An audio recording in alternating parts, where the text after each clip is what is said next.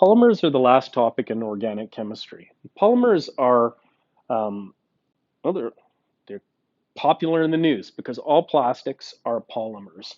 Not all polymers are plastics. So polymers are a really important class of organic compounds, and they're quite special because the molecules can get kind of almost infinitely large. And what polymers are the repeating chains of monomer units. So a monomer is a single bit that is making up a polymer. And I like to think about them like they're chains. So if I've got a chain, it's linked and it forms a much longer thing.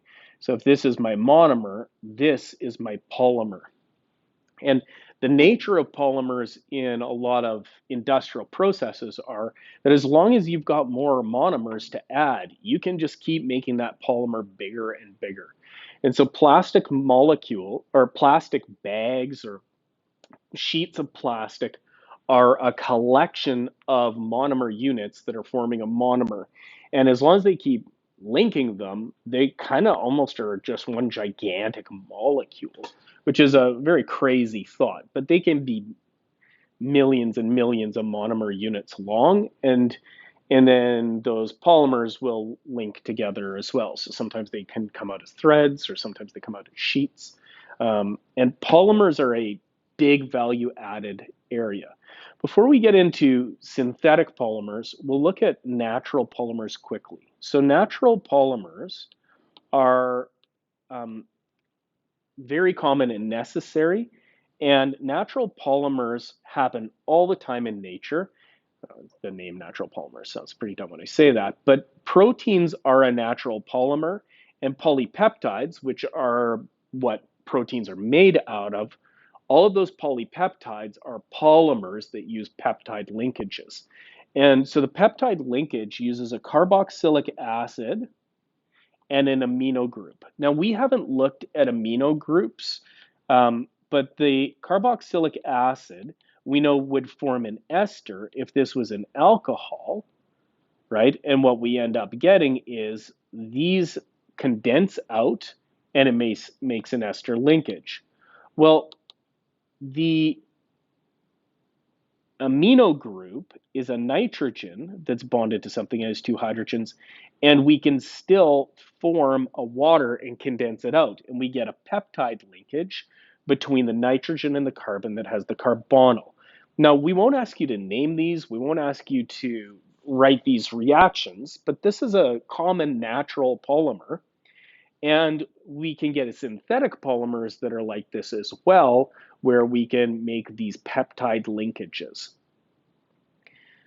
Polysaccharides are the polymers for sugars. So sugars can form linkages, and so they get like two glucoses go together and they can make a maltose in water. So it's again going to have a condensation, but it's forming polysaccharides. So maltose is a disaccharide, but you can add lots of different monomers and come up with a polysaccharides. So polysaccharides would be found like starch is a polysaccharide. And so when you get pasta, pasta is actually many polysaccharide molecules that are linked together. And so starches are polymers and they're natural polymers. Fats are another kind of natural polymer, but fats are a bit different. So the fatty acids are a long chain carboxylic acid. So again, you're going to have that carboxylic acid end, and then it's attached to a very long chain.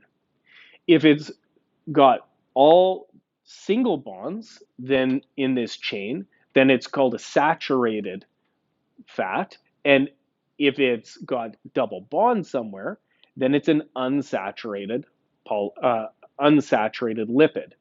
And so those have to do with some health concerns. But in terms of polymers, what happens is this can form a bond with a glycerol. So glycerol is three carbons that are bonded together, and each carbon has a hydroxyl. So we could actually probably name this thing using our IUPAC name. And so this is going to be a propane 1, 2, 3 triol. So this would be a propane 1, 2, 3 triol. And the reason I kept the E is because OL, you wouldn't put E and O next to each other. And so anyhow, this glycerol forms a backbone. And so it can make it can link to 3 fatty acids. And this is a lipid polymer. And so it can only bond to 3 of them, but it's still a polymer. There's more than one of them.